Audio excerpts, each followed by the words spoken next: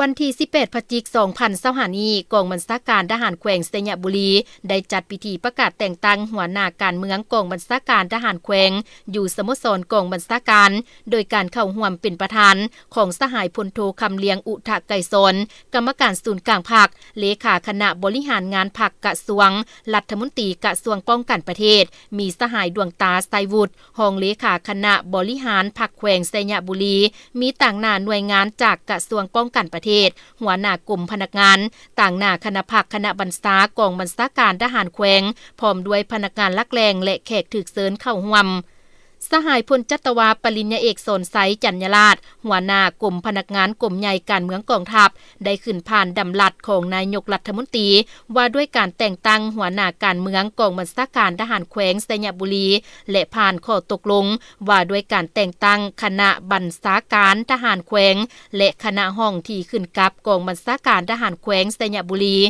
นายกรัฐมนตรีออกดำรัสแต่งตั้งสหายพันเอกบุญภพวิไลศักดิ์เป็นหัวหน้าการเมืองกองบัญชาการทหารแขวงสัญบุรีและกระทรวงป้องกันประเทศตกลงแต่งตั้งสหายพันโทศรีประเสริฐสอนพันธ์เป็นรองหัวหน้าการเมืองกองบัญชาการทหารแขวงสัญบุรีทั้งเป็นหัวหน้าห้องการเมืองกองบัญชาการทหารแขวงแต่งตั้งสหายพันโทคำเปียงแดนมีไซ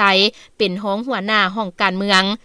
โอกาสนี้สหายพลโทคำเลียงอุทะไกรสนรัฐมนตรีกระทรวงป้องกันประเทศก็ได้เน้นหนักให้ผู้ที่ได้รับหน้าที่ใหม่จงยกสูงความรับผิดชอบหน้าที่การเมืองของตนให้สูงขึ้นเพิ่มทวีบทบาทการนำพาซี่นำศึกษาอบรมการเมืองนำพาแนวคิดให้นายและพลทหารมีคุณธาตุการเมืองนักแน่นซี่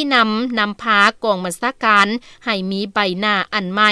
เอาใจใส่ปรับปรุงแบบแผนวิธีเฮ็ดเวียกให้มีคุณภาพปฏิบัติข้อกำหนดกฎระเบียบของกองทัพอย่างเข้มงวดปรับปรุงก่อสร้างกำลังให้มีความเติบใหญ่เข้มแข็งรอบด้านตั้งหน้าฝึกฝนหล่อหลอมตนเองสุ่มถูกเหือแหงสติปัญญาความรู้ความสามารถเข้าในการปฏิบัติหน้าที่